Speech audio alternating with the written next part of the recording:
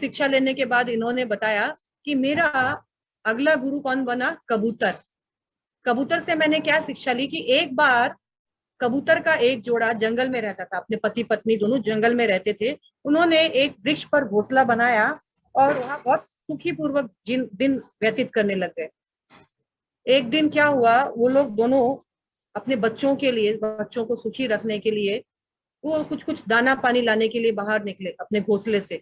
पीछे से एक शिकारी वहां आ गया और उस बच्चों को उन्होंने कैद कर लिया। जब माता ने देखा अरे मेरे बच्चे कैद हो गए हैं, तो माता बिलखती बिलखती मेरे बच्चों को छोड़ दो छोड़ दो, और उस शिकारी ने माता को भी कैद कर लिया। जब उनके पिता ने देखा कि मेरी पत्नी और मेरे बच्चे दोनों कैद में आ गए, अब मैं जीकर क्या करूंगा, तो वो जानबूझकर जाकर उस शिकारी के पास गया कि मैं जीकर क्या करूंगा, मुझे भी मार दो। ठीक है, तो यहाँ पर जो अवधूत है वो बोल रहे हैं कि मैंने इस घटना से सीखा कि लोग जो है कठोर परिश्रम से सब कुछ इकट्ठा करते हैं। लोग कठोर परिश्रम से सब कुछ इकट्ठा करने के बाद लोग, लेकिन एक दूसरे से अटैच होने के बाद अगर कोई एक जन से उसको धोखा मिल जाता है या कोई उसको मृत्यु रूप में छोड़कर चला जाता है, तो वो अपना पूरा जीवन जो है उसके पीछे बर्बाद कर देता है। तो मनुष्य बहुत संघर्ष के साथ ऊपर चढ़ता है, और ऊपर क्यों चढ़ता है? ताकि वो एक दिन खुद ही गिर जाए, किसी के मोह में आकर अपने आप को बर्बाद कर देता है। तो मोह में आकर बर्बाद नहीं करना चाहिए। मैंने ये शिक्षा उस कबूतर की कथा से ली।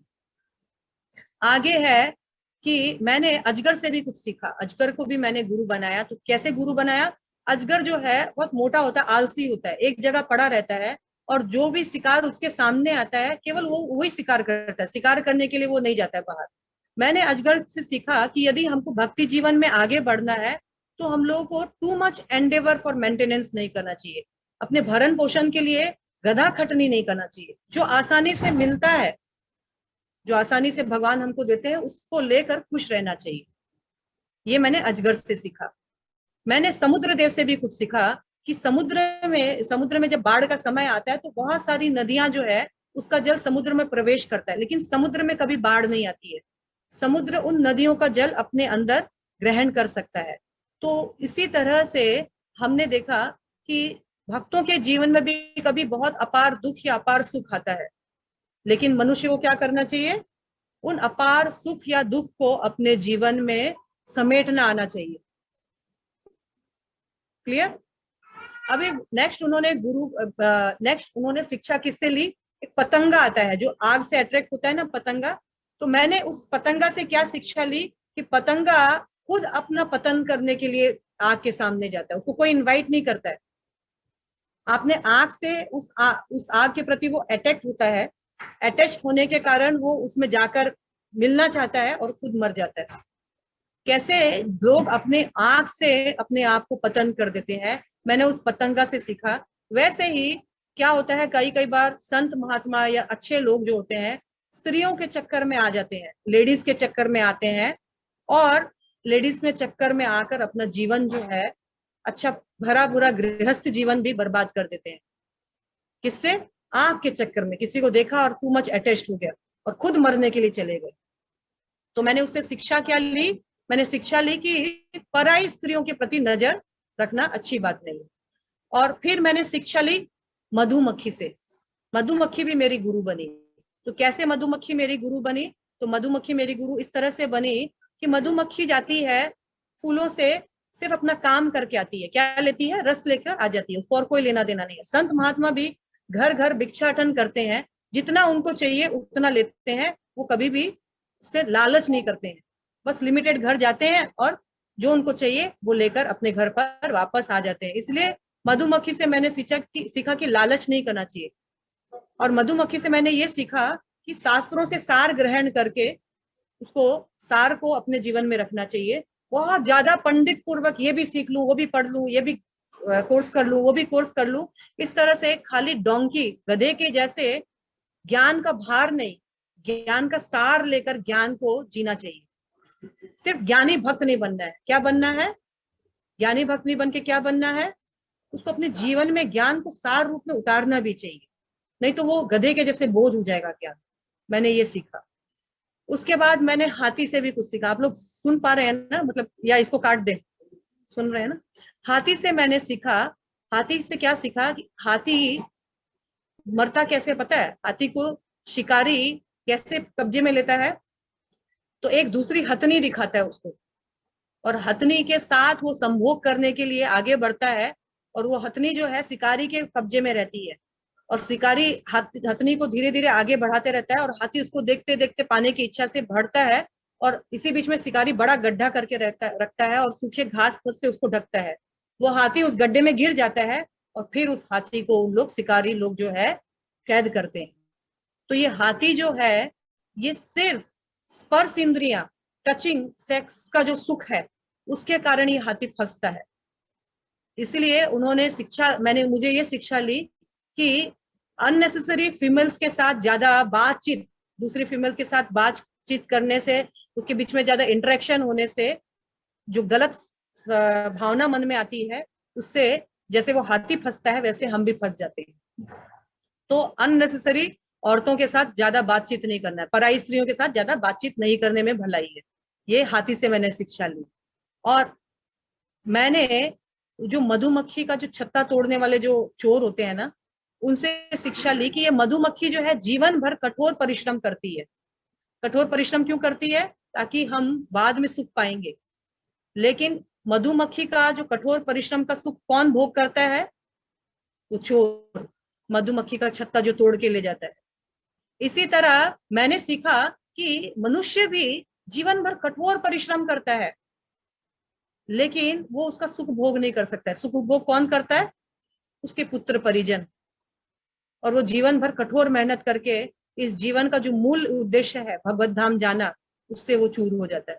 तो मैंने सीखा है मेहनत उतना ही करना चाहिए जिससे शरीर और आत्मा बना रहना चाहिए, ज्यादा लोभी नहीं होना चाहिए, नहीं तो कोई और एंजॉय करेगा और मेरा समय बर्बाद हो जाएगा। मैंने हिरण से भी कुछ शिक्षा ली। हिरण से मैंने क्या शिक्षा ली? तो हिरण से मैंने शिक्षा ली कि हिरण जो है कानों से मारा जाता है। कान, उसका जो कान होता है ना हिरण, वो हमेशा म्यूजिक के प्रति बहुत अट्रैक्ट होता है। और जब शिकारी हिरण को कैद करना चाहता है तो अच्छा म्यूजिक से उसको कैद करता है। हिरण पागल हो जाता है, उस म्यूजिक को फॉलो करते करते शिकार के कब्जे में आ जाता है। उसी तरह मैंने इसे सीखा कि हम लोग बहुत वो प्यार मोहब्बत के गाने उन्हें सुनते हैं ना, इस प्यार मोहब्बत के गाने के चक्कर में, उल्टे पुल्टे गाने के चक्कर में हम लोगों का अटैचमेंट किसी के प्रति बढ़ जाता है, और फिर जीवन भर हम उसका गुलामी करने के लिए तैयार होते हैं। तो ये मैंने सुना है कि कानों को भगवान के भजन में लगाना चाहिए, उल्टे पुल्टे गाने सुनने में नहीं लगाना चाहिए। मछली से मैंने सीखा कि मछली जो है खाने के चक्कर में मर जाती है। दाना मछली का कैसे पकड़ा जाता है? उसके कांटे में दाना डाल दिया जाता है, और मछली उस दाने को खाने के चक्कर में फंस जाती है और पकड़ी जाती है, अपनी स्वतंत्रता खो देती है। मैंने मछली से ये सीखा, और मैंने सीखा कि यदि कोई संत महात्मा बनना चाहता है या अच्छा भक्त बनना चाहता है तो उसको हर कुछ नहीं खाना चाहिए। मांस मछली शराब चाय प्याज लहसुन, यहाँ तक कि नॉन डेवोटीज का बनाया हुआ हाथ का सड़क पे खड़ा होकर कुछ भी गंदा चीज खा लेना, पता नहीं कौन बनाया, बिना नहाए धोए कैसे बनाया, उसको क्या खाना चाहिए? भगवान का प्रसाद ग्रहण करना चाहिए, ताकि वो इस खा करके अपने मुक्ति को प्राप्त कर सके, मछली की तरह मरे नहीं। क्लियर? आगे 17 नंबर उसका गुरु है, 24 गुरु है, अभी 17 गुरु है। पिंगला एक वैश्या है, पिंगला वैश्या है। मैंने इससे भी एक शिक्षा ली। वैश्या भी गुरु है, देखिए वैश्या भी गुरु बन गई कैसे? अच्छी शिक्षा अगर दे तो मैंने पिंगला वैश्य से क्या सीखा? मैंने पिंगला वैश्य से सीखा कि एक बार विदेह नाम का एक राज्य था, जिसमें पिंगला नाम की एक वैश्या रहती थी। उस वैश्या को अपने सौंदर्यता पे बहुत गर्व था। तो एक दिन वो रात को शाम को खूब सज धज कर अपने घर के मकान के बाहर खड़ी हुई, ताकि वो किसी व्यापारी को जो इसके पास बहुत पैसा है उसको वो अट्रैक्ट कर सके, और फिर वो व्यापारी जो है उसको पैसे का सुख और देह का सुख दोनों प्रदान करे। वो सज धज के बहुत देर खड़ी हुई, बहुत लोग उससे भावता पूछ रहे हैं, लेकिन किसी को वो पसंद नहीं आई। और ऐसे करते करते रात हो गया, फिर वो निराश होकर घर आ गई। फिर दोबारा वो इस आशा से गई कि क्या पता अब कोई मुझे पसंद कर ले, मैं थोड़ा भाव कम कर देती हूँ अपना। लेकिन उसको उस दिन कोई ग्राहक नहीं मिला। वो आई और वो काफी देर तक सोची, और वो सोची कि मैं इन लोगों के, ये जो गंदे गंदे लोग हैं, इन लोगों के द्वारा मैं संतुष्ट होने का प्रयास कर रही हूँ। ये लोग कितने दिन मुझे संतुष्ट करेंगे? एक दिन तो मैं बूढ़ी हो जाऊंगी। तो कितना इनका दिया हुआ पैसा मेरे क्या काम आएगा। तो मैंने सुना एक दिन प्रवचन में कि भगवान को संतुष्ट करने से मतलब जीवन के बाद भी संतुष्टि काम आती है। तो मैं क्यों इन गंदे लोगों के पीछे अपना जीवन बर्बाद कर रही हूँ। ये पिंगला जो है, इन्होंने उस दिन अपने आप को धिक्कारा, धिक्कार करके इन्होंने एक बहुत सुंदर प्रेयर प्रार्थना गाई कि मैं कितनी मूर्ख थी, मैं इन लोगों को खुश करने के चक्कर में अपना जीवन बिता रही थी। आज भगवान की कृपा से मुझे पता चला है कि यदि मैं भगवान को खुश करूंगी तो भगवान मेरी रक्षा करेंगे।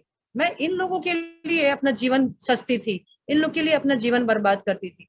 और वो पिंगला जो है, उनसे उनको पता चला कि अपने आप को यदि हम मनुष्य चाहे तो अपने आप के सद विचारों से अपने आप को मोटिवेट करके वो भगवान की शरण में आ सकता है। तो भगवान की शरण में आने के लिए बाहर से भक्त मदद करेंगे, अंदर से परमात्मा मदद करेंगे, लेकिन खुद का सेल्फ मोटिवेशन मुझे करना ही है। इसी जीवन में मैं करूंगा। मैं सबका भरण पोषण में मर जाऊंगा क्या, सबको खुश करने के लिए मैं आया हूं क्या। ये जब विचार करेगा और खुद में दृढ़ निश्चय रहेगा तो वो पिंगला जैसे भगवान को प्राप्त कर सकता है। यद्यपि पिंगला में गुण नहीं था, वैश्या थी, लेकिन फिर भी भगवान को प्रसन्न की और प्राप्त की। तो उन्होंने इनसे ये शिक्षा ली। 18वां नंबर उनका गुरु बना एक बाज, बाज पक्षी। वो बाज पक्षी क्या है, इस बाज का झुंड एक दिन शिकार करने के लिए गया, कोई शिकार नहीं मिला। तो उनका जो उनके झुंड में एक कमजोर बाज था, उसके मुंह में उन्होंने छोटा सा मांस का टुकड़ा देखा। मांस का टुकड़ा देखा तो सारे बाज जो है उसके पीछे पड़ गए, उसको चोंच मार मार के डिस्टर्ब किया। उस बाज ने सोचा अपना जान बचाना जरूरी है, उसने वो छोटा सा मांस का टुकड़ा छोड़ा और जान बचाकर उड़कर भाग गया। मैंने उस दृश्य से, उस दृष्टांत से ये शिक्षा ली कि मनुष्य यदि वास्तव में सुखी बनना चाहता है तो उसको काम, क्रोध, लोभ आदि छोड़ना पड़ेगा। जैसे उस बाज ने छोड़ा, उसकी जान बची ना। तो वैसे ही मैंने शिक्षा दी कि मनुष्य को यदि इस गंदे मनुष्य समाज में रहना है जो इसमें ईर्ष्या बहुत है, तो अपना लोभ छोड़ना पड़ेगा और मिल बांट कर खाना पड़ेगा। आगे मैंने शिक्षा ली एक छोटे से बच्चे से। बच्चे से क्या शिक्षा ली कि बच्चे को ना कभी भी कोई रेपुटेशन का, सोशल रेस्पॉन्सिबिलिटी, सामाजिक रेस्पॉन्सिबिलिटी, पारिवारिक रेस्पॉन्सिबिलिटीज का चिंता नहीं रहता है। बच्चा बड़ा मस्त होता है, खेल कूद में अपना जीवन बिताता है। मैंने इस बच्चे से शिक्षा ली कि एक संत महात्मा का भी मेंटलिटी ऐसा होना चाहिए। मान और सम्मान, अपमान, इन सब के पीछे नहीं भागना चाहिए उसको, ना ही बहुत सारा झमेला पालन करना चाहिए। उसको संतुष्ट रहना चाहिए, जितना मिल रहा है उससे संतुष्ट रहना चाहिए। आगे मैंने एक सुंदर कन्या, युवती कन्या से एक शिक्षा ली। एक बार उस युवती के घर पर उसको देखने के लिए कुछ रिश्ते रिश्ते वाले आए, लड़के वाले आए, लेकिन दुर्भाग्यवश उस दिन उस युवती के माता पिता दोनों ही घर पे नहीं थे। बाहर किसी रिश्तेदार की मृत्यु हुई थी, उसके घर गए थे। तो अभी युवती को लगा कि मैं ही अटेंड करूं इनको, तो इनको खाना के टाइम में आए हैं, खाना खिलाया जाए। तो युवती अपने हाथ से धान कूटने लग गई।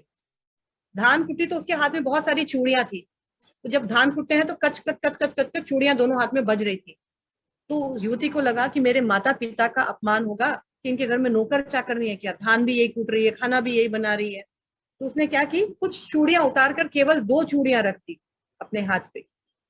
शिक्षा बहुत इंपॉर्टेंट है, सुनिएगा।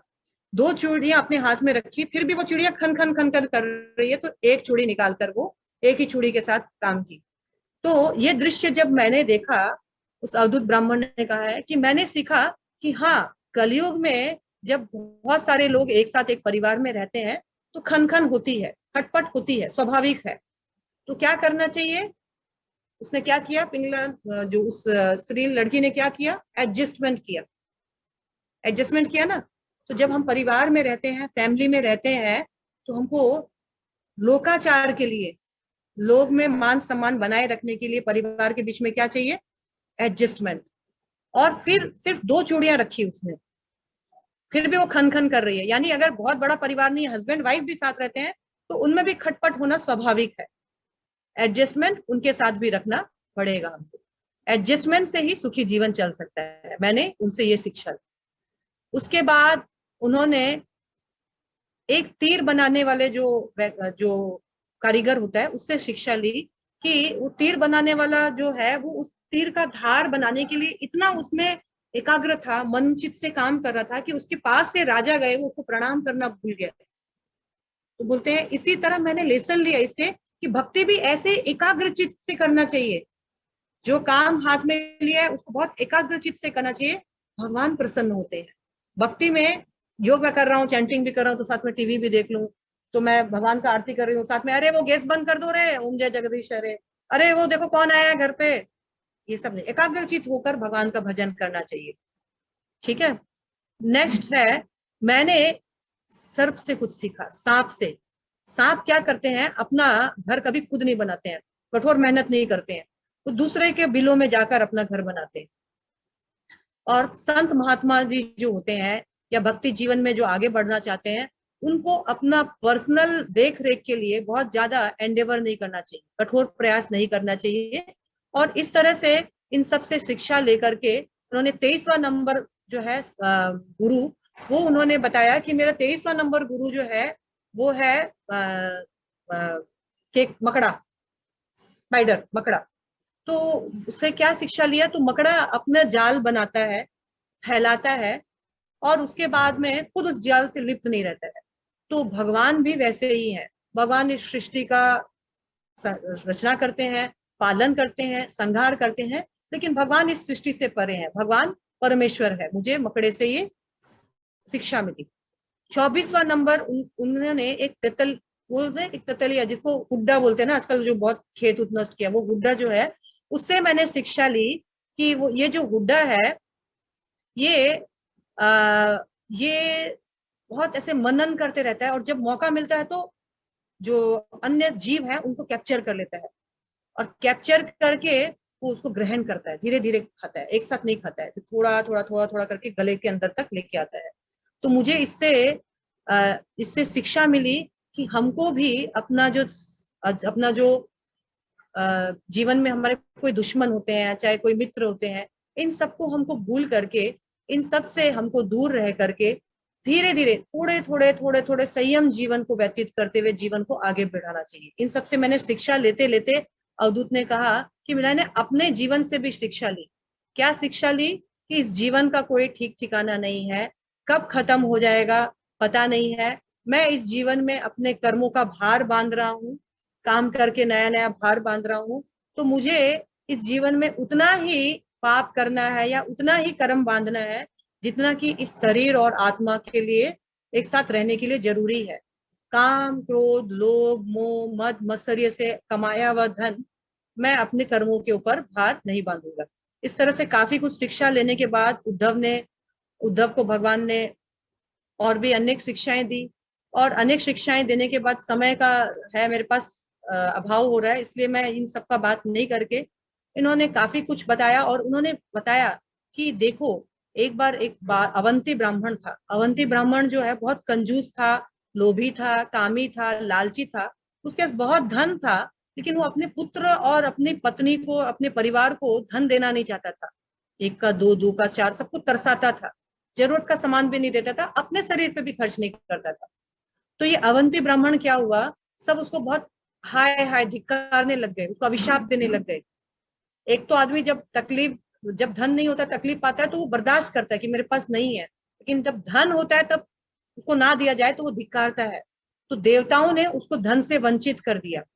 धन से वंचित करने के कारण क्या हुआ, उसका धन जो है चोर उचक्के ले गए, रिश्तेदार ठग कर ले गए, अन्य जीव जंतु जो अन्य लोग हैं वो उनको ठग लिए, और वो निर्धन हो गया। अब अवंती ब्राह्मण जो है, इसमें भगवान ने एक शिक्षा दी कि यदि हम अपना धन का उपयोग, अगर धन सब में मिल बांट कर यूज नहीं करें, तो हमारा धन जो है देवी देवताओं की सेवा में, भगवान की सेवा में, ऋषि मुनियों की सेवा में, भक्तों की सेवा में, अपने पूर्वजों की सेवा में, अपने रिश्तेदार की सेवा में, अपने बच्चों की सेवा में, पत्नी की सेवा में हमारा धन का प्रॉपर यूज होना चाहिए। धन खाली इकट्ठा करने के लिए नहीं होता है, धन किसी के काम आना चाहिए। नहीं तो वो धन, जैसे कि एक यक्ष होते हैं ना, कुबेर के जो यक्ष होते हैं, तो रखवाली करते हैं, खाली हम धन का रखवाला बन के रह जाएंगे। जो व्यक्ति धन अपने तन पे भी खर्च नहीं करता है, वो व्यक्ति सबसे बड़ा निर्धन होता है। तो इस तरह शिक्षा देकर भगवान ने कहा कि मैं तुमको आगे और बताता हूँ कि ये अवंती ब्राह्मण क्या किया। अवंती ब्राह्मण जब इस तरह से निर्धनी हो गया तो देख रहा है सब मेरा साथ छोड़ दिए, पुत्र परिजन पत्नी भाई बंधु कोई मेरा साथ नहीं है, सब मेरे से गलत व्यवहार करने लग गए। इसको समझ में आ गया कि मैं गलत धन इकट्ठा कर रहा था, वास्तविक धन तो हरि नाम धन है। और ये अब आगे निकल गया भगवान का भजन करने के लिए, और इस तरह से इन्होंने अपना मार्गदर्शन किया। इस शिक्षा से भगवान बोलना चाह रहे हैं कि संसारिक धन कमाकर कुछ नहीं होगा, जब तक है सब तब तक सब तुम्हारे हैं, जब नहीं है तो कोई नहीं है। वास्तविक धन के पीछे हमको अपना दिमाग लगाना चाहिए। इस तरह से ब्राह्मण के इसकी सबकी बात बताकर भगवान ने कहा कि जीवन में गुरु होना बहुत जरूरी है। और ये गुरु भगवान बोल रहे हैं और कोई नहीं है, आचार्य माम विजानीयाम। तुम समझ लो, हे उद्धव समझ लो, यदि किसी के जीवन में सदगुरु प्रामाणिक गुरु, अभी थोड़ी देर पहले मैंने बताया था, यदि किसी के जीवन में प्रामाणिक गुरु है तो समझ लो भगवान बोल रहे हैं आचार्य माम विजानीयाम। वो आचार्य और कोई नहीं है, मैं ही हूँ साक्षात। गुरु इज माई रिप्रेजेंटेटिव, मैं गुरु के रूप में तुम्हारे पास आता हूँ। तो उद्धव को भगवान ने शिक्षा दी, देखो उद्धव, ये जो गुरु हमारे जीवन में आते हैं साक्षात हरि ही है, मैं ही हूँ। कभी भी गुरु का अपमान नहीं करना चाहिए, उनको साधारण मनुष्य नहीं समझना चाहिए, ना ही हमको गुरु के बारे में अपशब्द विचार करना चाहिए। उन्होंने भगवान ने कहा सर्वदेव मयो गुरु, हे उद्धव जान लो, गुरु के अंदर, गुरु में सभी प्रकार के देवी देवता वास करते हैं। तो गुरु देखने में साधारण मनुष्य हो सकता है, लेकिन गुरु को नर मति से नहीं देखना चाहिए कि ये साधारण नर है, इस मति से नहीं देखना चाहिए। उन्होंने इंस्ट्रक्शन दिया कि अपने जीवन में गुरु होना बहुत जरूरी है, और गुरु का सम्मान करना उससे भी ज्यादा जरूरी है। गुरु तो इंद्र के पास भी था, बृहस्पति, कल देखा ना हमने परसों। तो गुरु साक्षात भगवान होते हैं, सभी देवी देवता उसमें वास करते हैं, उनको साधारण मनुष्य समझ के ट्रीट नहीं करना चाहिए। इसके बाद ये सारी शिक्षा देने के बाद उद्धव को भगवान ने कहा कि तुम अब जाओ, बद्रिका आश्रम जाओ और सभी संत महात्माओं को और अन्य जीवों को इस ज्ञान से पल्लवित करो। भगवान अंतर्धान हो गए, वहां से अंतर्धान हो गए। और सुखदेव गोस्वामी जो है, ये हमारा अब 12वां स्कंद स्टार्ट हो गया है।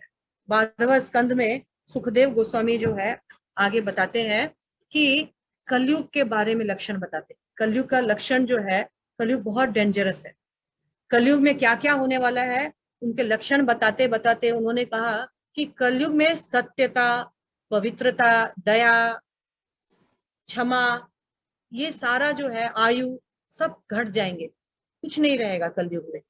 धर्म अर्थ काम मोक्ष, लोग इसको सिर्फ पेट कमाने का एक जरिया समझेंगे। और कलयुग में सारी शक्ति जो मनुष्य की छीण हो जाएगी, मनुष्य कलह कलह के युग में जिएगा, मनुष्य के मन में शांति नहीं रहेगी और मनुष्य झगड़ालू हो जाएगा। कोई किसी का बात नहीं सुनना चाहेगा, एक बात बोलो 4 बात बोलेगा, छोटा बड़े को ज्ञान देगा और बड़ा हमेशा दब के रहेगा। जो असुर, जो जो चोर उचक्के हैं वो खुलेआम घूमेंगे, संत महात्मा छुप के रहेंगे। ऐसा कलयुग में हो जाएगा। और भगवान इस तरह से कलयुग में क्या होगा, बहुत सारा यहाँ पर दिया गया है व्याख्या कि कलयुग में लोगों की आयु छोटी हो जाएगी, लोगों की आयु कद जो है वो भी छोटा हो जाएगा। लोग जो है बैंगन के पेड़ पर चढ़ने के लिए सीढ़ियां इस्तेमाल करेंगे, इतने शॉर्ट हाइट हो जाएगा लोगों का। स्त्रियां बहुत जल्दी, स्त्रियों में मासिक धर्म का स्टार्ट हो जाएगा पालन करना, और स्त्रियां 9 वर्ष की आयु में ही नानी बन जाएगी। इस तरह से कलयुग आएगा और लोगों के अंदर दया नहीं रहेगी। जो चोर उचक्के हैं वो राजनीति करेंगे और जो संत महात्मा है उनका मजाक उड़ाया जाएगा। कई कलयुग के लक्षण संभालने के बाद भगवान ने बोला कि कलयुग जो है बहुत घोर होगा, बहुत बुरा होगा कलयुग। और जब घोर कलयुग आएगा, कलयुग की अवधि बताई 4,32,000 साल है, जब अभी सिर्फ 5,500 वर्ष ही है। अभी हम जो इशारा देख रहे हैं कलयुग का, लगता है घोर है, लेकिन कलयुग अभी घोर आना बाकी है। ऐसा होगा कि अगर सूखा आ रहा है तो सूखा ही चाहिए, कई सालों तक सूखा ही चलेगा। अगर बाढ़ आ रही है तो कई साल तक बाढ़ ही आएगा। मनुष्य इतना सब कुछ, जनता से इतना टैक्स लिया जाएगा कि मनुष्य जितना कमाएगा उसका वो गरीब ही रहेगा, और मनुष्य अन्न के लिए तरसेगा, और मनुष्य एक दूसरे का मांस खाना चाहेगा। दरिद्रता हो जाएगी कलयुग में। इस तरह से कलयुग का बहुत भयावना दृश्य देने के बाद उन्होंने कहा कि फिर भगवान जो है संबल नाम के ग्राम में आएंगे, और कल की अवतार के रूप में भगवान आएंगे, और भगवान जो है कल की अवतार में आएंगे और किसके, संबल नाम के ग्राम में आएंगे, और भगवान एक तेज घोड़े पे सवार होके आएंगे, चमचमाती बिजली के समान तेज घोड़े पे सवार होके आएंगे। उस घोड़े का नाम देवदत्त होगा। उस देवदत्त घोड़े पर तेज चमचमाती हुई बिजली के समान आएंगे, और हाथ में उनके तलवार होगी, और वो एक हाथ से धड़ धड़ धड़ धड़ धड़ धड़ सबका गला काटते हुए जाएंगे। कलयुग में सब अधर्मी हो जाएंगे, कोई नहीं बचेगा, सिर्फ एक भक्त बचेगा जिसको भगवान अपने साथ घोड़े पर बिठा लेंगे और अपने साथ ले जाएंगे। इस तरह घोर कलयुग का अंत होगा और फिर से सतयुग प्रारंभ होगा। ये सब बताने के बाद सुखदेव गोस्वामी जो है वो अंतिम उपदेश देते हैं परीक्षित महाराज को। तब सारा कुछ हो गया ना, इतना देने के बाद बहुत कुछ इसमें उपदेश में है, लेकिन सब कवर नहीं कर पाएंगे, इसलिए अंतिम उपदेश देते हैं। अंतिम उपदेश देते हैं कि तुम एक काम करो परीक्षित, तुमने जो ये संवाद सुना है, अब तुम्हारे सारे शोक मोह भय सारा कुछ इससे चला जाएगा। तक्षक नाग का दंशन का असर तुम पर आंतरिक रूप में कुछ नहीं होगा, लौकिक रूप में तुम इस शरीर को छोड़ोगे। इसलिए मैं अब तुमको कहता हूं कि तुम पूर्ण रूप से एकाग्रचित होकर भगवान पर ध्यान लगाओ। तक्षक नाग आएगा, डसेगा, तुम्हारा भौतिक देह नष्ट होगा, तुम आध्यात्मिक जगत को प्राप्त करोगे। ये बात सुनकर परीक्षित महाराज ने सुखदेव गोस्वामी और वहां उपस्थित जितने भी मुनिगण थे, ऋषि थे, उनके गुरु थे, उनके पिता थे, पर पिता थे, सब कोई थे ना, उनको सबको प्रणाम किया, और उन्होंने सुखदेव गोस्वामी उनके ओरिजिनल गुरु है ना परीक्षित महाराज के, उनसे ज्ञान लिया। उनको कहा कि मुझे आप अनुमति दीजिए कि मैं अपने प्राण छोड़ने जा रहा हूँ, मुझे अनुमति दीजिए कि मैं अपने प्राण छोड़ सकूं, मुझसे कोई भी भूल हो, क्षमा हो, तो आप गुरु हैं, आप मुझे क्षमा कीजिए, और भगवान में मेरा चित्त लग सके, मुझे आशीर्वाद दीजिए। इस तरह सबसे प्रणाम कर कर आशीर्वाद लेकर वो ध्यान में बैठ गए, और सुखदेव गोस्वामी ने उनको अनुमति दी, और सुखदेव गोस्वामी वहां से चले गए। सुखदेव गोस्वामी के जाने के बाद वहां पर तक्षक नाग जो है, तक्षक नाग आए, और वो एक ब्राह्मण का वेश धारण किए हुए थे। ब्राह्मण का वेश उन्होंने धारण किया, और तक्षक नाग ने उनको डसा। जैसे ही डसा तो परीक्षित महाराज का जो सारा शरीर है वो जल करके वो क्षार हो गया, और इधर परीक्षित महाराज जो है परलोक को, भगवान के धाम को चले गए। तो ये परीक्षित महाराज का गमन था। इधर परीक्षित महाराज के पुत्र जन्माजय, पहला प्रथम पुत्र जो जन्माजय है, उन्होंने जब सुना कि मेरे पिता का इस तरह परीक्षित महाराज का मृत्यु जो है तक्षक नाग से हो गया, उनको बड़ा क्रोध आया, बड़ा वियोग करने लगे, और उन्होंने ठाना कि मैं इस संसार से सर्प योनि को ही खत्म कर दूंगा। उन्होंने एक ऐसा यज्ञ किया जिसमें सारे सर्प जो है अपने आप गिरने लग गए और जलने लग गए, भस्म होने लगे। तक्षक नाग भी गिरने वाला ही था कि अंगिरा के पुत्र बृहस्पति वहां पर आए, और उन्होंने कहा एक नाग के लिए सारे जाति को खत्म करना उचित नहीं है। तो उन्होंने कहा, नो साउंड, नहीं साउंड परफेक्ट है माता जी, एकदम ठीक अच्छा, है। कुसुम चिरनिया जी आपके यहाँ साउंड नहीं आ रहा है, कोई नेट का इश्यू है, देखिए शायद साउंड है, परफेक्ट है, ठीक है। तो जन्माजय ने क्या किया, जन्माजय ने सभी सर्पों को खत्म करने का कोशिश किया। उसी वक्त अंगिरा मुनि के पुत्र जो है बृहस्पति, देवताओं के गुरु, वो वहां प्रकट हुए, उनको समझाया एक सर्प की वजह से आप पूरे सर्प का जो योनि है उसको समाप्त नहीं कर सकते हैं, ये भगवान की इच्छा थी। आपके पिता को भगवान इस तरह से परधाम ले जाने वाले थे, तो भगवान ने ये इच्छा की, भगवान को श्रीमद् भागवतम लाना था। अगर भगवान चाहते तो भगवान इस सर्प से इसकी रक्षा कर सकते थे। इस सांप जो श्राप दिया था, तक्षक नाग आके डसेगा, उस श्राप से उनकी रक्षा कर सकते थे। ये भगवान वही है जो जन्म के पहले परीक्षित की उनकी माता के गर्भ में रक्षा करने के लिए आए थे, तो क्या ये भगवान अभी इसकी रक्षा नहीं कर सकते थे श्राप से? अवश्य कर सकते थे। भगवान का उसको बचाने का उद्देश्य था श्रीमद् भागवतम को प्रकट करना था परीक्षित के माध्यम से।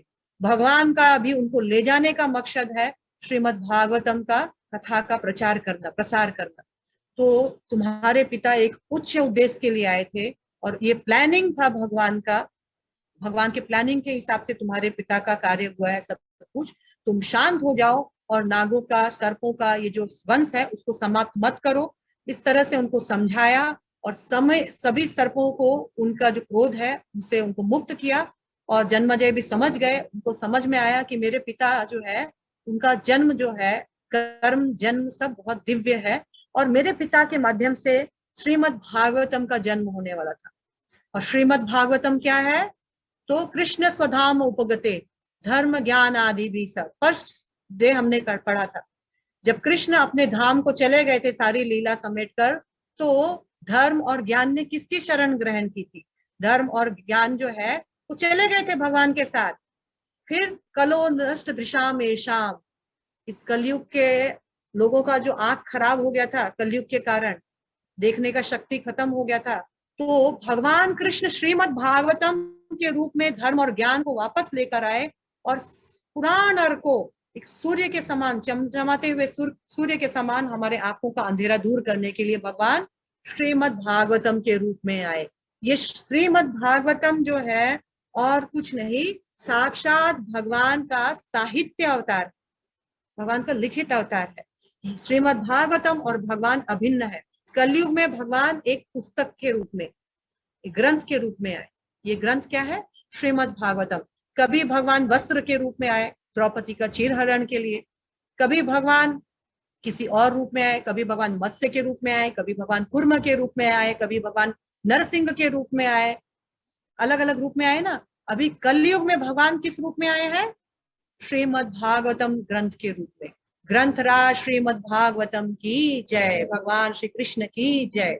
इस तरह से हमने देखा कि जन्मेजय जो है इससे मुक्त हुए, जन्मेजय के क्रोध से सर्प आदि मुक्त हुए। तो अभी सौनक मुनि जो है सूत गोस्वामी से एक प्रश्न कर रहे हैं कि मेरा सारा जो संशय खत्म हुआ, मैं बहुत सुखी हुआ, ये पाठ सुनकर, ये ग्रंथ सुनकर मैं बहुत सुखी हुआ, पर मेरे मन में एक डाउट है कि हमारे ही वंशज में मार्कंडे मुनि उत्पन्न हुए थे। तो ये मार्कंडे मुनि जो है, इन मार्कंड मुनि के बारे में मुझे जानना है कि इनको इतना लंबा दीर्घायु कैसे प्राप्त हुआ। मार्कंडे मुनि जो है प्रलय के समय भी जल में थे, ये तो इतना लंबा कैसे इनको आयु मिला, मैं ये जानना चाहता हूँ, क्या किया था इन्होंने। तो सूत गोस्वामी ने कहा कि अपने गुरु से ब्राह्मण दीक्षा लेने के बाद ये मार्कंड मुनि जो है आजीवन ब्रह्मचारी बने रहे और इन्होंने भगवान हरि की 6 मनवंतर तक, लगातार 6 मनवंतर तक पूजा की। मनवंतर क्या होता है? ब्रह्मा के एक दिन में 14 मनु आते हैं। इन्होंने 6 मनवंतर तक पूजा की। जब 7वें मनवंतर में भी पूजा उन्होंने करना प्रारंभ रखा, इंद्र ने उनका तपस्या जो है, अब सोचा कि इंद्र ने सोचा अब तपस्या भंग नहीं करेंगे तो बहुत मुश्किल हो जाएगा।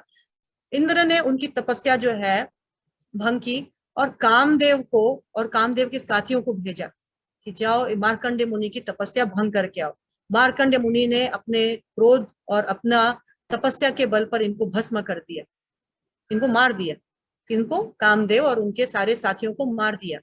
तो फिर बाद में मार्कंडे मुनि के क्रोध को शांत करने के लिए भगवान नर नारायण के रूप में आए और भगवान ने कहा कि भगवान को देखते मार्कंड मुनि ने बहुत सुंदर स्तुतियां गाई और भगवान ने कहा कि मुझसे कोई वरदान प्राप्त करो, मैं वर देने के लिए आया। तो मार्कंड मुनि ने कहा कि मुझे भगवान आपकी माया का दर्शन करना है, माया शक्ति जो है उसका दर्शन करवाइए, मैं आपकी माया को देखना चाहता हूँ। तो भगवान ने कहा तथास्तु, मैं अपनी माया का दर्शन तुमको करवाऊंगा। एक दिन क्या हुआ, मार्कंड मुनि अपने आश्रम में तपस्या कर रहे थे, संध्या की बेला थी। मार्कंड मुनि देख रहे हैं अचानक से पूरा जो सृष्टि है उसमें प्रलय हो गया है, जल प्रलय भर गया, पूरा सृष्टि जल जल से भर गया, जहां देखो जल जल जल और कुछ नहीं। तो मार्कंडे मुनि क्या है, उस जल में तैरने लग गए। सिर्फ मार्कंडे मुनि अपने आप को देख रहे हैं और कुछ नहीं दिख रहा है उनको जल में, चारों ओर क्या दिख रहा है? सिर्फ जल। तो मार्कंडेय मुनि इधर उधर घूम रहे हैं और वहां प्रलय जल में उन्होंने तभी एक बरगद का पेड़ देखा। बरगद का पेड़ देखा और उस बरगद के पेड़ का एक जो पत्ता है उसके नीचे एक उन्होंने शिशु को देखा, एक बच्चा सोया हुआ है। तो बच्चा सोया हुआ है तो देखा कोई नहीं है, ये बच्चा इस बरगद के पेड़ में कैसे है। तो जल्दी जल्दी उस बच्चे के पास गए। जैसे ही गए तो बच्चा सांस ले रहा था। ऐसे सांस लिया तो जैसे कोई मच्छर घुसता है वैसे मार्कंड मुनि उस बच्चे के नाक के माध्यम से बच्चे के शरीर में प्रवेश कर गए। जैसे ही मार्कंड मुनि उस बच्चे के शरीर में प्रवेश किए, उन्होंने सारी सृष्टि को वैसे ही रूप में देखा जैसे वो तपस्या के पहले देख रहे थे, एज इट इज उस बच्चे के शरीर के अंदर। और फिर उस बच्चे ने जोर से सांस ली और वो मार्कंड मुनि फिर बाहर आ गए।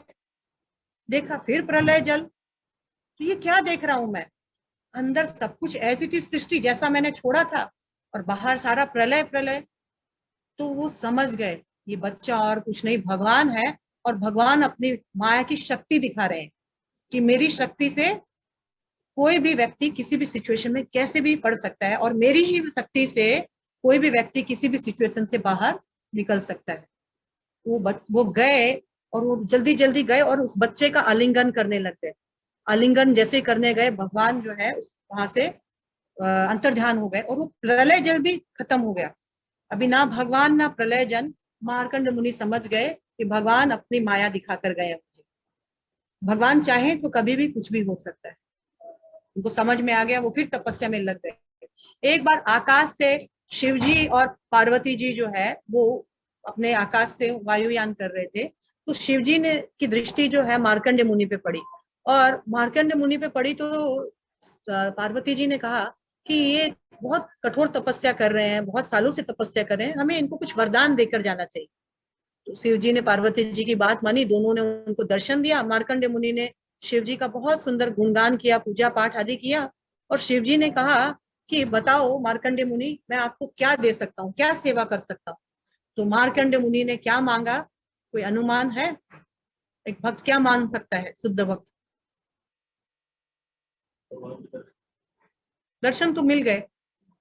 मार्कंडेय मुनि ने कहा कि मुझे भगवान और भगवान के भक्तों के प्रति हमेशा अविचलित भक्ति दे, कभी मेरा इनके प्रति भक्ति कम ना हो, और इनका संगत मुझे हमेशा मिलते रहे। किसका? भगवान और भगवान के शुद्ध भक्तों का संगत से मैं कभी वंचित ना हो। शिव जी ने कहा कि ठीक है, और तुम्हारा यश जो है चारों ओर प्रलय तक फैलेगा, और तुम प्रलय होने तक यहाँ मतलब ऐसे ही रहोगे, तुमको बुढ़ापा नहीं घेरेगा, तुम्हारी आयु लंबी रहेगी, और फिर अंत में तुम इस तरह से मुक्त होकर के तुम पुराणों का साक्षात शिक्षा प्रदान करोगे सब। इस तरह से उन्होंने सारा सब कुछ उनको दे करके शिवजी और पार्वती वहां से गए, और मार्कंडेय मुनि का इस तरह से आयु बहुत लंबा हुआ। तो सौनक ऋषि का सूत गोस्वामी से प्रश्न जो था वो क्लियर हो गया। अब लास्ट में सूत गोस्वामी सौनक ऋषि से कुछ बता रहे हैं। क्या बता रहे हैं? फाइनली 2.57 पेज नंबर 2.57 12वां स्कंद पे आप लोग जा सकते हैं। 12वां स्कंद में है श्रीमद् भागवतम की संक्षिप्त विषय स्तुति। थोड़ा सा गौर से सुनिएगा। भगवान श्री हरि उस व्यक्ति का सारा कष्ट स्वयं हर लेते हैं जो उनकी महिमा का श्रवण करता है। आप लोगों ने आज से लगातार 7 दिन तक आप लोगों ने भगवान की महिमा का गुणगान किया। शारीरिक कष्ट हुआ आप लोगों को, इतनी देर व्हाट्सएप से, फेसबुक से, लोगों से, बच्चों से आप लोग थोड़े दूर थे, है ना? तो आप लोगों ने ये जो कष्ट सहकर भगवान का श्रवण का महिमा का श्रवण किया है, तो कहा जाता है श्रीमद् भागवतम का श्रुति फल है कि भगवान आपके सारे कष्ट स्वयं हरने आएंगे, कष्टों का उद्धार होगा। जिन शब्दों से भगवान के असंख्य दिव्य गुणों की स्तुति की जाती है वे सत्य, शुभ तथा शुभदायक है, जबकि अन्य सारे वस्तु अशुभ है। आपने 7 दिन एक शुभ परिवेश में अपना समय व्यतीत किया। भगवान संबंधित कथाओं की चर्चा आनंद प्रदान करती है। यह आनंद सदैव नवीन बना रहता है, किंतु वे व्यक्ति जो कौओं के समान है व्यर्थ की कथाओं में मग्न रहते हैं जो भगवान के संबंधित नहीं है। आपने व्यर्थ की बातों में अपना समय नहीं लगाया। आपने उत्तम जो शिक्षा है उसमें अपना समय बिताया है। ये समय जो है शास्त्रों में कहा जाता है ये हमारी आयु से माइनस नहीं होता है। हमारी जितने आयु है ना उसमें से ये समय माइनस नहीं होता, यानी हमारा आयु है उसका वृद्धि हो गया। क्लियर? श्री हरि के असंख्य नामों से जो उनके यशस्वी गुणों का वर्णन करने वाले हैं, कीर्तन तथा श्रवण के सारे मनुष्य के सारे कीर्तन तथा श्रवण से मनुष्य के अपने सारे पापों से छुटकारा हो जाता है। चाहे वह भगवान विष्णु की भक्ति से विहीन ज्ञान हो, चाहे उन्हें अर्पित न किया जाए सकाम कर्म हो, किसी सच्चे सौंदर्य से युक्त ना होता हो, फिर भी वो पापों से मुक्त हो जाए। मतलब हो सकता है आप लोगों का बहुत ध्यान ना भी रहा हो, बहुत मन नहीं था, बिना मन से भी बैठे हो, कभी कभी कब खत्म होगा टाइम भी देखा हो, लेकिन फिर भी भगवान आपको सारे जो शुभ है और सारे जो पाप है उनसे मुक्त करेंगे। किंतु भगवान कृष्ण का निरंतर स्मरण करने से मनुष्य सारी अशुभ इच्छाओं से मुक्त हो जाता है। हमारे अंदर की अशुभ इच्छा भी धीरे धीरे चली जाएगी, काम, क्रोध, लोभ, मोह, मद, मत्सर्य, और इस तरह मन शुद्ध हो जाता है और भगवान उसमें वैराग्य पूर्ण करते हैं और इस तरह भगवान भक्ति प्रदान करते हैं।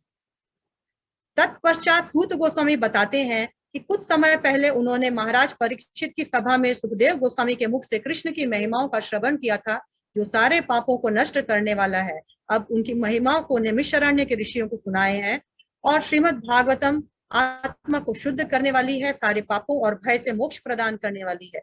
इस शास्त्र के अध्ययन से वैसा ही फल प्राप्त होता है जैसा कि वेदों के अध्ययन से प्राप्त होता है। 4 वेदों को पढ़ने के बाद जो फल प्राप्त होगा, केवल श्रीमद् भागवतम पढ़ने से वो फल हमको प्राप्त हो रहा है। और मनुष्य की सारी इच्छाओं की भी पूर्ति होती है।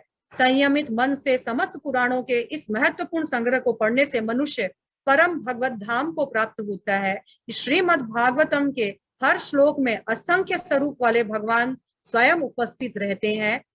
अंत में सूत गोस्वामी अजन्मे अनंत परमात्मा श्री कृष्ण के साथ व्यास पुत्र श्री सुखदेव को नमस्कार करते हैं, जो जीवों के सारे पाप को विनष्ट करते हैं। और इसके साथ हम कुछ 2-4 महत्वपूर्ण और श्लोका पढ़ते हैं।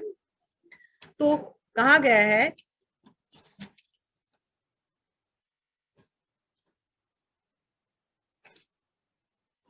कली दोष निधि राजन अस्तिव एक महान गुणा, कीर्तन नादेव कृष्णस्य मुक्त संग परम वजेत। सुखदेव गोस्वामी ने बताया था कि हे राजन, कली दोष महानिधि, ये कली जो है दोषों का सागर है, दोष भरती पड़े हैं इस कलयुग में, लेकिन इस अस्तिव एक महान गुण, इस कलयुग का एक महान गुण भी है। क्या है वो महान गुण?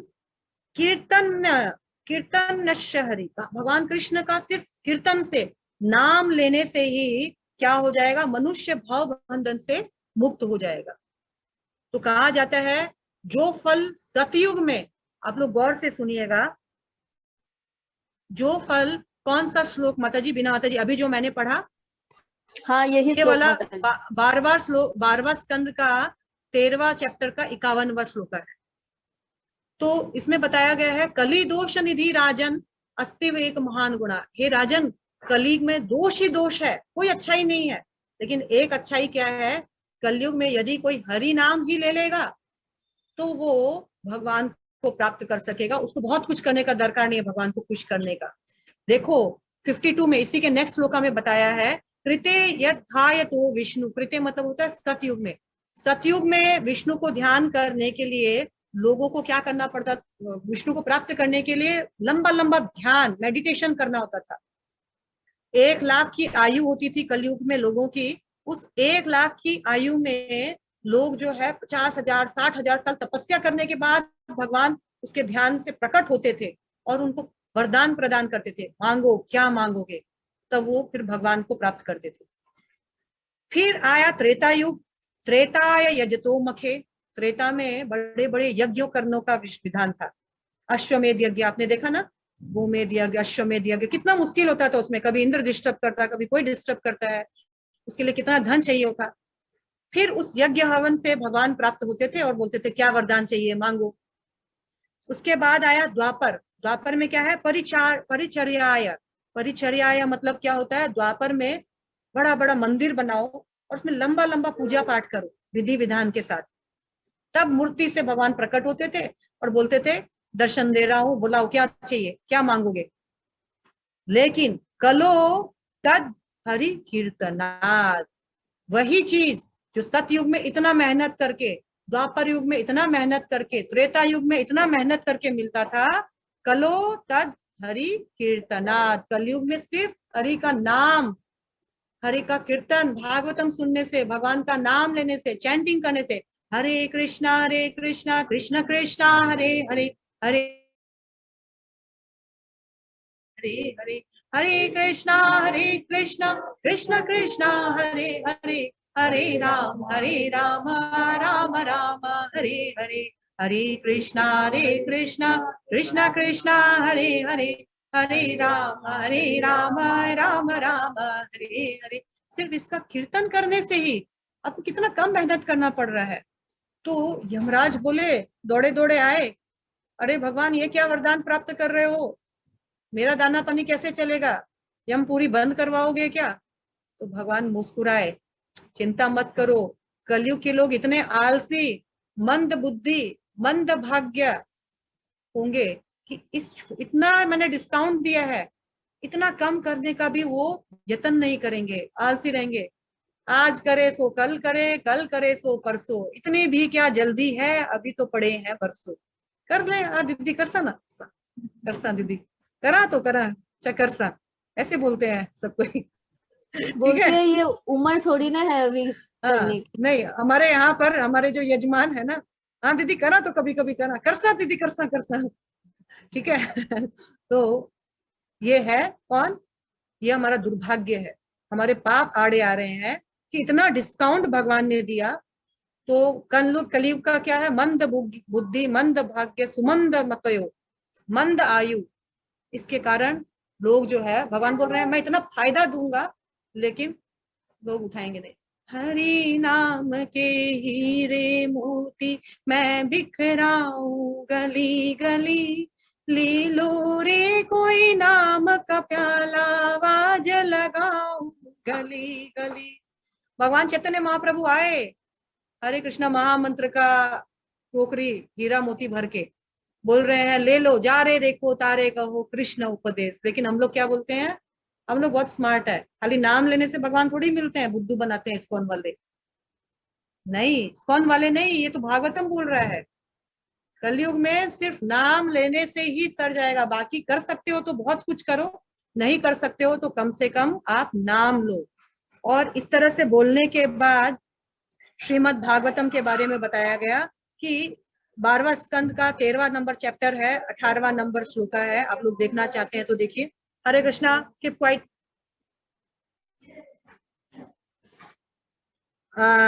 श्रीमद् भागवतम निर्मल पुराण है, यह वैष्णवों को अत्यंत प्रिय है क्योंकि यह परम हंसों के शुद्ध तथा सर्वोच्च ज्ञान को वर्णन करने वाला है। यह भागवत समस्त भौतिक कर्म से छूटने के साधन के साथ दिव्य ज्ञान, वैराग्य, भक्ति की विधियों को प्रकाशित करता है। जो कोई भी श्रीमद् भागवतम को गंभीरता पूर्वक समझने का प्रयास करता है, जो समुचित ढंग से श्रवण करता है, भक्ति पूर्वक इसका कीर्तन करता है, वह पूर्ण रूप से मुक्त हो जाता है। तो आप लोगों ने एक बहुत बड़ा प्रयास किया, अपने साथ साथ सबको आप लोगों ने भागवतम सुनाने का जो एंडेवर लिया है, भगवान अवश्य प्रसन्न होंगे। तो 13वें नंबर में है, मैं उन भगवान हरि को सादर नमस्कार करता हूँ जिनके पवित्र नामों का सामूहिक कीर्तन करने से सारे पाप नष्ट हो जाते हैं और जिनको नमस्कार करने से सारे भौतिक कष्टों से छुटकारा मिल जाता है। देखिए श्रीमद् भागवतम का जो अंतिम श्लोका है, श्रीमद् भागवतम का अंतिम श्लोका क्या है, अंतिम श्लोका 23वां नंबर श्लोक का है, 13वां अध्याय का। तो इसमें श्रीमद् भागवतम को खत्म करने से पहले क्या कहा गया है, हम सर्वव्यापक साक्षी भगवान वासुदेव को नमस्कार करते हैं जिन्होंने कृपा करके ब्रह्मा को यह दिव्य ज्ञान बतलाया है और जिसको हम सब ने उत्साह पूर्वक सुना और मोक्ष का कृपा प्राप्त किया। मैं श्री सुखदेव गोस्वामी को भी सादर नमस्कार करता हूँ जो श्रेष्ठ योगी मुनि है, परम ब्रह्मा के साक्षात्कार रूप है। उन्होंने संसार रूपी सर्प द्वारा काटे गए परीक्षित महाराज को बचाया। हे ईशो के इस स्वामी, आप हमें जन्म जन्मांतर तक अपने चरण कमलों की शुद्ध भक्ति प्रदान करें। ये सब पढ़ने का मेन पर्पस क्या है? अन्न धन सुख संपत्ति घर आवे कष्ट मिटे तन का। नहीं, क्या मांगा लास्ट में कि भवे भवे यथा भक्ति पादयोत्सव जायते तया पुरुष्व देवस्य नाथस्य नो यत् प्रभु। हे भगवान, मुझे अपने चरण कमलों की शुद्ध भक्ति प्रदान करे। और लास्ट श्लोका श्रीमद् भागवतम का अंतिम श्लोका हम पढ़ रहे हैं और हमारा कथा का विराम करेंगे। श्रीमद् भागवतम का अंतिम श्लोका क्या है? जिसके पास है प्लीज जरूर पढ़िएगा। नाम संकीर्तनम यस्यम सर्व पाप प्रणाशनम प्रणामो दुख शमनंतम नमामि हरि प्रिय हरिम प्ररम। क्या कहा गया है? नाम संकीर्तन, एकदम अंत, श्रीमद् भागवतम को अंत करते करते फाइनल इंस्ट्रक्शन क्या है? मैं उन भगवान हरि को सादर नमस्कार करता हूँ जिनके पवित्र नामों का सामूहिक कीर्तन सारे पापों को नष्ट करता है, जिनको नमस्कार करने से भौतिक कष्टों से छुटकारा मिलता है। यानी श्रीमद् भागवतम समापन होने पर भी किस पे बल दिया गया है?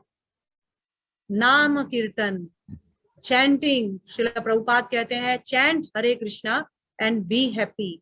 हरे कृष्णा कृष्णा कृष्णा हरे हरे, हरे राम राम राम हरे हरे, हरे कृष्णा कृष्णा कृष्णा हरे हरे, हरे राम राम राम हरे हरे, हरे कृष्णा कृष्णा कृष्णा हरे हरे, हरे राम राम राम हरे हरे। कलयुग का प्रारंभ, भागवतम का प्रारंभ जो है वो हुआ था ओम नमो भगवते वासुदेवाय जन्मा दर्शयतो अन्वयात, और लास्ट में संकीर्तन। प्रारंभ में फर्स्ट श्लोका में था कि भगवान कृष्ण ही भगवान है और कोई भगवान नहीं है, और लास्ट श्लोका में पता चला उनके नाम संकीर्तन से ही हमारा उद्धार होने वाला है। श्रील प्रभुपाद ने चैतन्य महाप्रभु की शिक्षाओं को बहुत स्ट्रांगली पकड़ा, बिना उसमें मिलावट किए बिना, और श्रील प्रभुपाद ने इसीलिए चैंटिंग पर बहुत जोर दिया। चैंट हरे कृष्णा। आप उन्होंने पहला, कोई भी लोग आते तो पहले ये बोलते जप करिए, भगवान का नाम लीजिए, और इस्कॉन हरे कृष्ण महामंत्र के जप को ही सब हमारा जो जीवन का जो मूल है लक्ष्य, वो बोलते हैं कि हमारे जीवन में मूल क्या होना चाहिए? चैंटिंग,